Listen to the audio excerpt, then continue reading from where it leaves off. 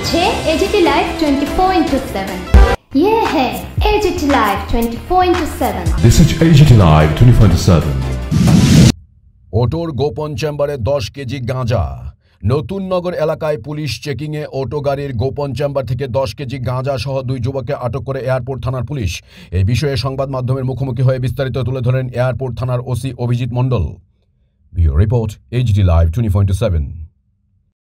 কি খবর আসলে আপনাদের কাছে? কালকে সন্ধ্যার সময় আমাদের যে প্রত্যেক দিনের মতো বিকেল চেকিং চলে, সেখানে ভিআইপি রোডে বিকেল চেকিং চলছিল।